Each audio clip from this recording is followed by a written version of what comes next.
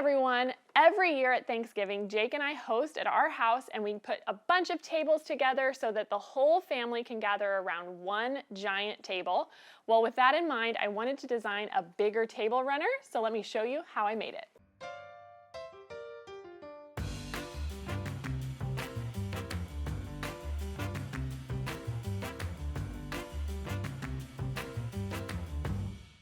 So I'm calling this project the Room at the Table Runner because there truly is always room for one more, right? We can just throw another chair on, invite another person over, and we're always happy to have more people at the table.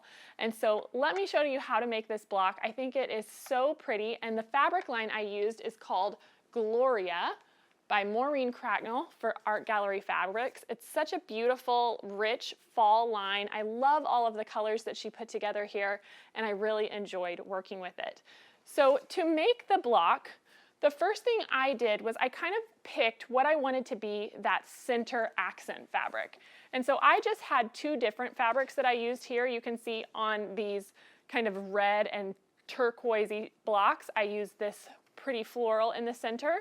And on the orange and green blocks, I used this floral in the center.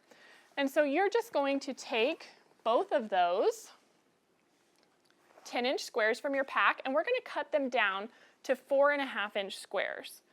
And so I'm just going to lay my ruler along one edge. It's a little crooked. Let me straighten that out before I make my cuts. There we go.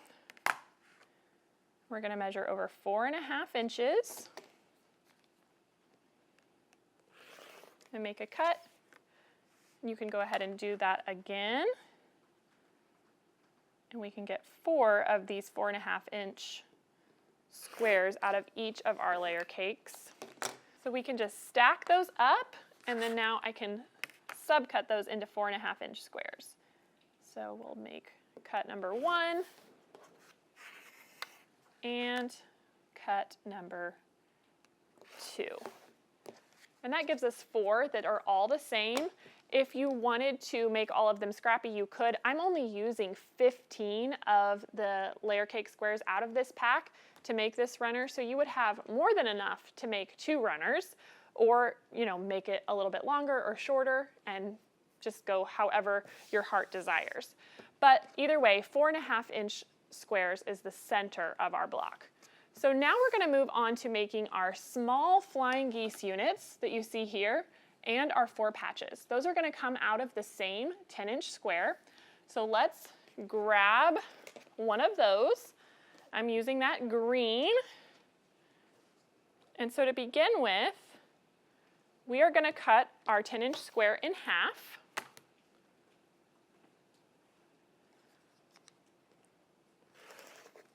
And from this first half, I'm going to turn this and I'm going to cut these into 2 5-inch squares. Since my ruler is just 5 inches, I can put that right along the side, and I have those ready to go.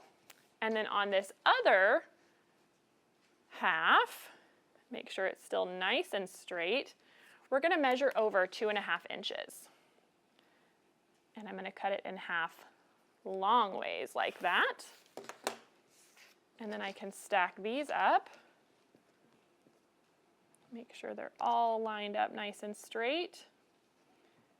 And then we're going to measure over so that we can get a total of 4 2.5 by 4.5-inch rectangles. So there's cut number 1. And cut number 2. There we go. Now I have those ready. So to begin with, you're going to use your 5-inch squares, and we're going to pair those up with a 5-inch background square.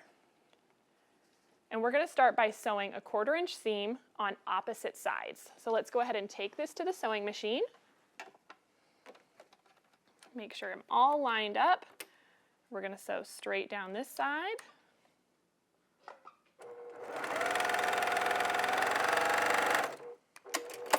And then we can turn this around and go down the opposite side.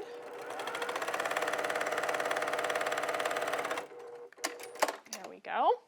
Now we can take this back to the cutting mat And I'm going to use my little ruler for this just because it makes it really easy, because I want to cut this exactly in half. Since this is 5 inches, I know my 2.5-inch ruler will be right down the middle.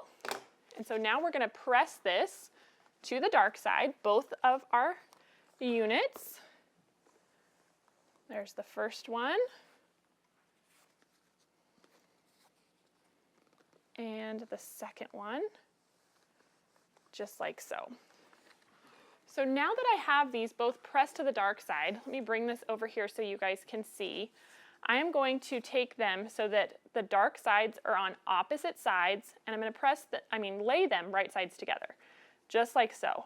And I like to kind of feel with my fingers that those seams are going to lock in place. And they just nest together really nicely. And then now we're going to sew on opposite sides this direction, intersecting that center seam that we did earlier. So let's go ahead and take this over to the sewing machine. This is just a really quick way to make 4 patches without having to cut them all into little squares. There's one. Just double check that I'm still lined up and it feels great. So now we can sew down this side as well.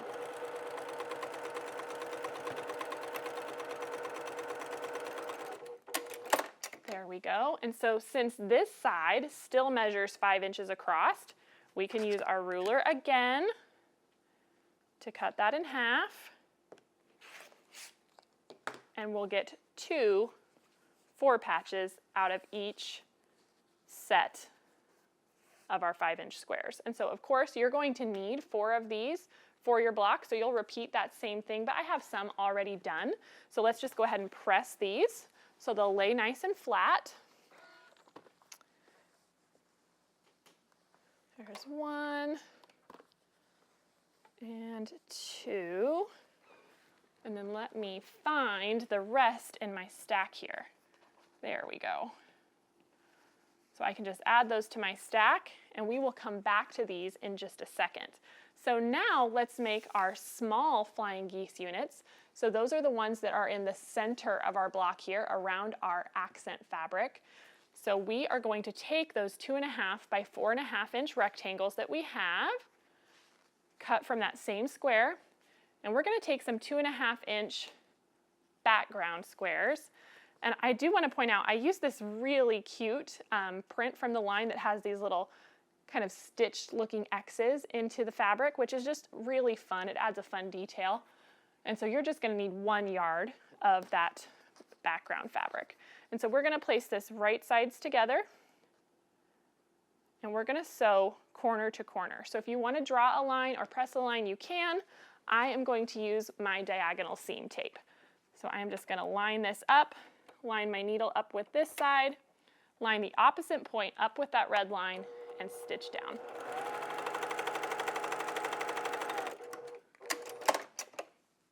Now you're going to do this 4 times, so you could chain piece these one after the other. I have some of these ready to go, so I'm just going to do this once. We're going to press that back now, just like so, and we're going to add the other 2.5 inch square to the opposite side. And so now I'm going to sew from this point to this point, intersecting that first one that I added on.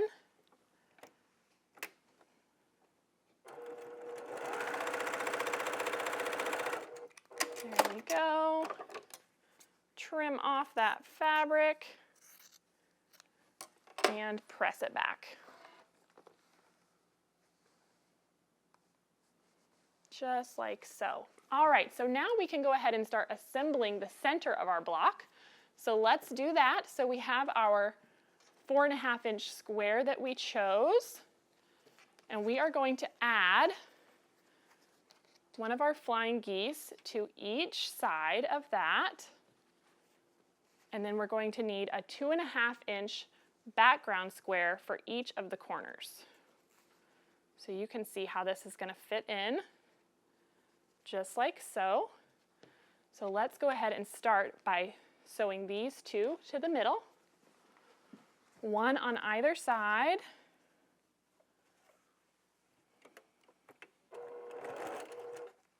I always take a few stitches and then make sure everything's lined up. Go, and now we can turn and add this one to the opposite side.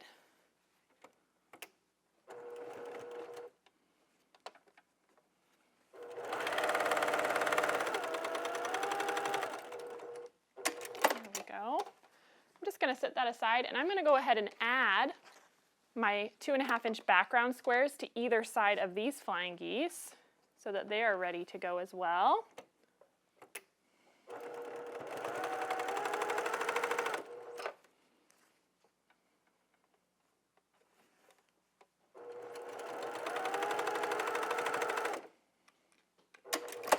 Here we go, turn these around, add them to the other side.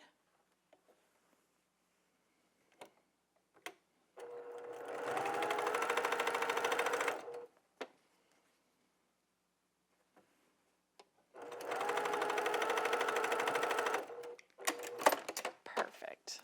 All right, now we can go ahead and press all of these. So for the center, I kind of like to roll the seam under that accent fabric. So that's what I've done here. And then for our flying geese, I like to just press these out. And this will help the seams nest up when we go to add these together. And I feel like this is the way the fabric naturally wants to go on these blocks, so I'm just not going to fight it. So now that we've pressed those, we can sew these to either side. So we'll just fold this one over, make sure everything is lined up and nesting, and sew it down.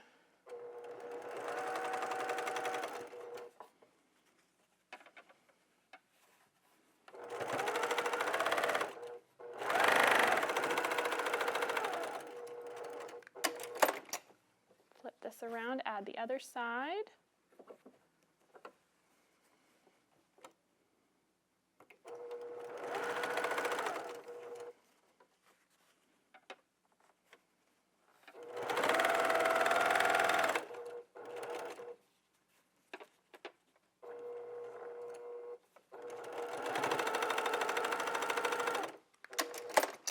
Go. Now we can press this so it lays nice and flat. Just roll that back.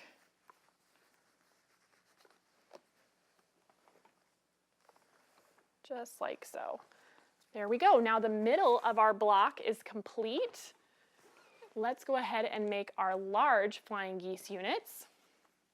So to do that, you are going to need a 10-inch square of whatever fabric you want for the flying geese, and a 10-inch square of your background. And I'm just going to put those right sides together. Make sure they're lined up. And then I'm going to grab a pin. I know it's under there. There it is. And we are going to draw an X corner to corner here.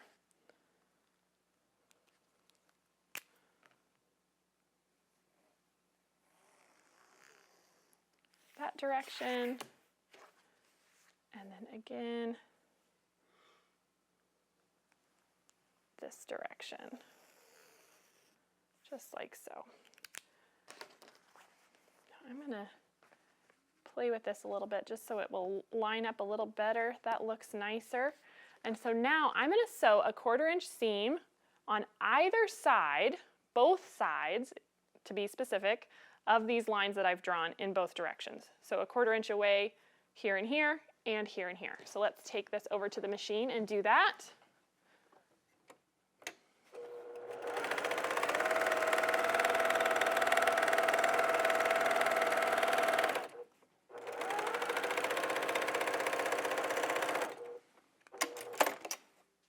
And we'll come back down the other side of that line.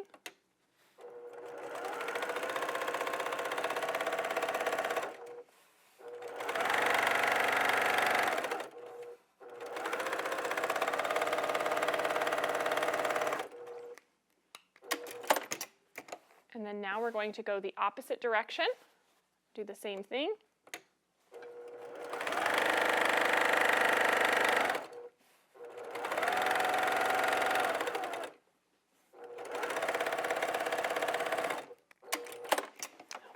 and now we can flip this around and go down the other side.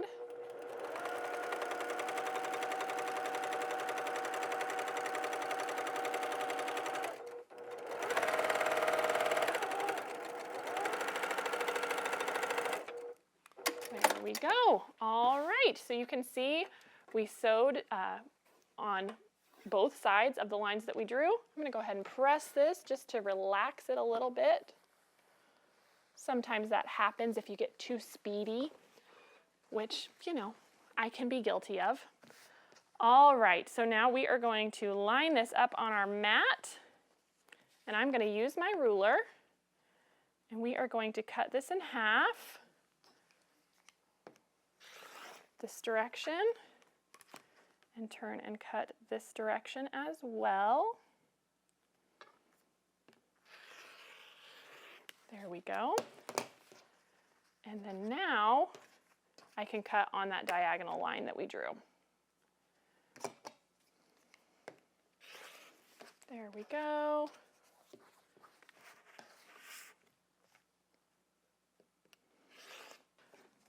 Okay. Couple more to cut here.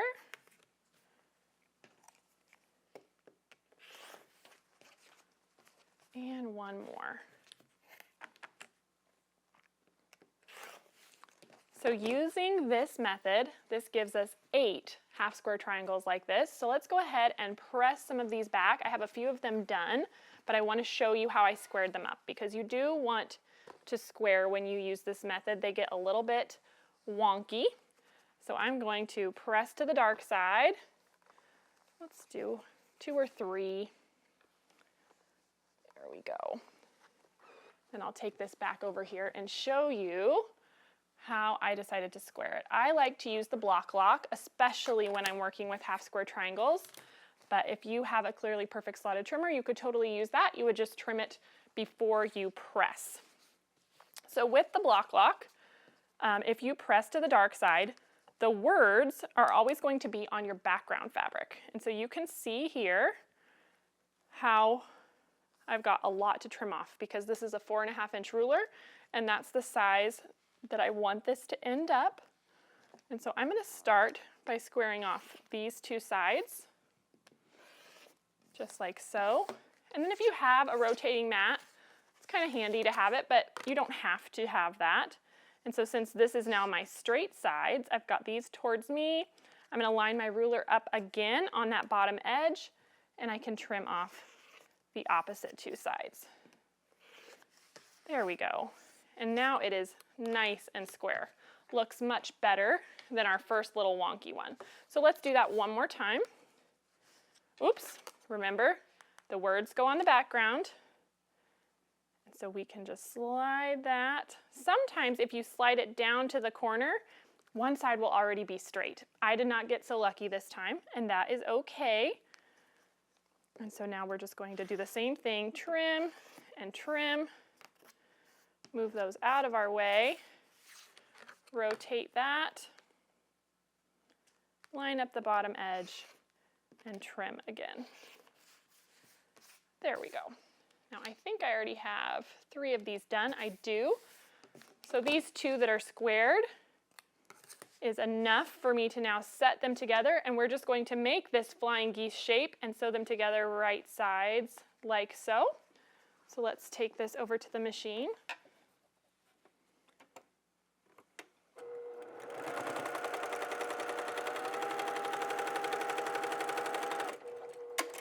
Here we go. And we can press this. Ta-da! Now we have a big flying geese unit. And we made them both different ways, which is really fun to know you have options there. So now, what I'm looking for is I want the block to look like this. And so I am going to snowball these corners. I decided to use the same 2 layer cake squares out of my pack in order to do all of these accents, because you're going to need 2 per flying geese unit. So I just picked all of the 10-inch squares that were this pretty blue color, and I subcut them into 2.5-inch squares, which I have some ready to go right here. And so now we're just going to set these on the outside corners, and we're going to sew point to point, just like that, point to point. So we're intersecting that flying geese unit that we've added. So let's go ahead and take this to the machine. Make sure everything is lined up. And again, you can always draw the line or press the line when you're snowballing like this. It's just whatever you prefer. There's one. Whoops, try to throw it on the ground. And then let's turn and add this other side. Point to point.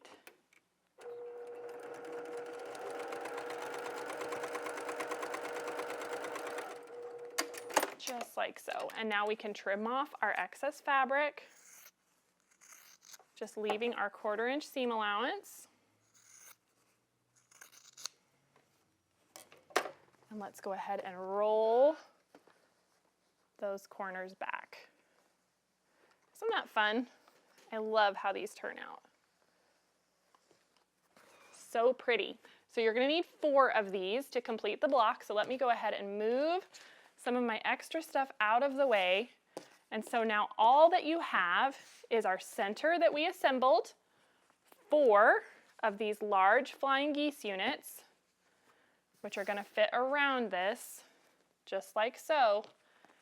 And then those 4 patch units that we made earlier.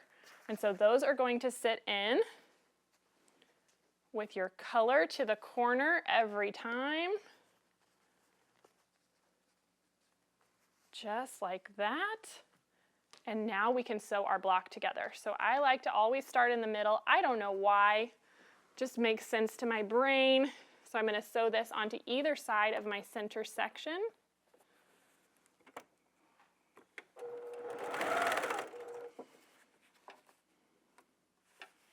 And you do kind of want to eyeball. There's not actually a seam to nest with in the middle here, but I just like to make sure that my center seam on my large flying geese is matching up with the point of my small flying geese. And I'll show you after I finish this one what I mean. But let's go ahead and sew down.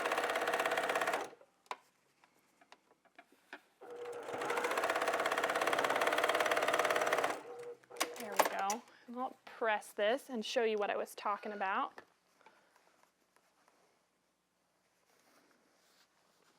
Oops. So I am trying to get this center seam to match really close to this point here. So then when I'm laying this over, I just kind of fold this back and eyeball, and I can see that that center seam is lined up with the point. And if it helps you, you can put a pin in there or a clip, but I just look for it as I take it to the machine. It doesn't have to be perfect, but it's one of those things that technically it should line up. So let's go ahead, sew down this side. Watch for that as I'm coming to the middle, and then match up the opposite side. There we go. Now I can press that one back. And we just need to add our 4 patches to these units. So let's bring these over.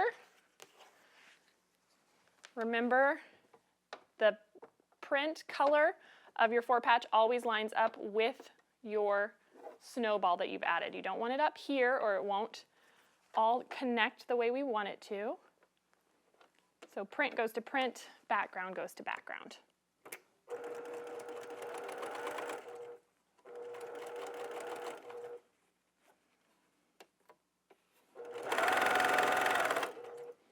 There we go. We can go ahead and chain piece these.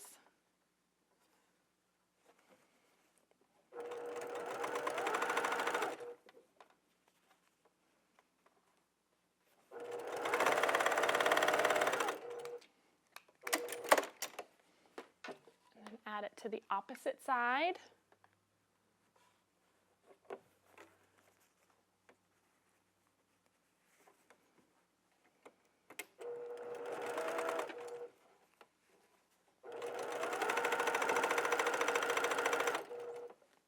Okay, and the last one.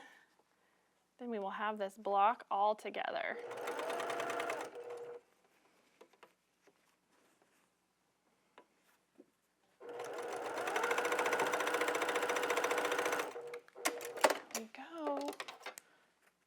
clip these apart.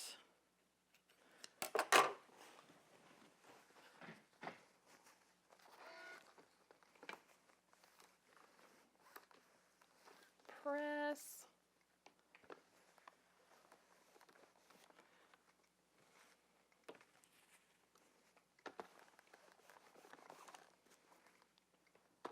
I am trying to make my seams nest so that everything will lay nicely. And then we can bring this over, and these are gonna attach to the two opposite sides. So let's go ahead and sew those on.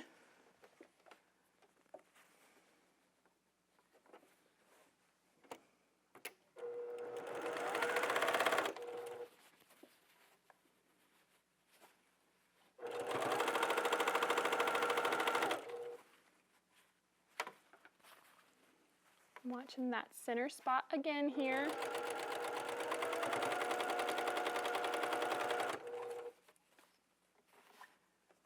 And then these outside corners.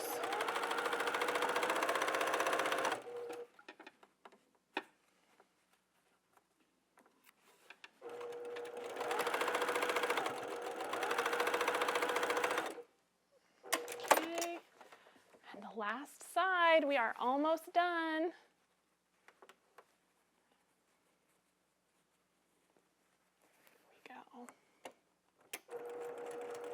Take a few stitches, line up that seam, match up the middle. I always like having places on a block where I can kind of reset and make sure that I'm where I need to be. So I really like that about this block.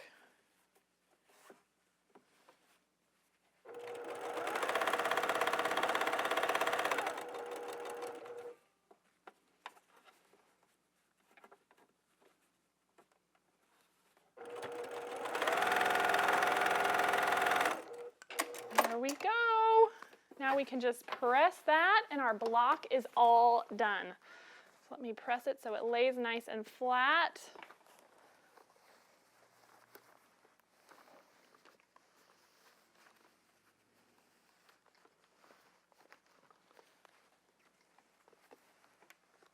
It's almost too big for my pressing mat. It's a nice big block. It's 16.5 inches unfinished, and I just think it turns out so pretty. I did want to kind of balance the colors in my runner, so you'll notice I did 3 identical blocks, just like the one that I made here, and then I did 2 that were the same in the center.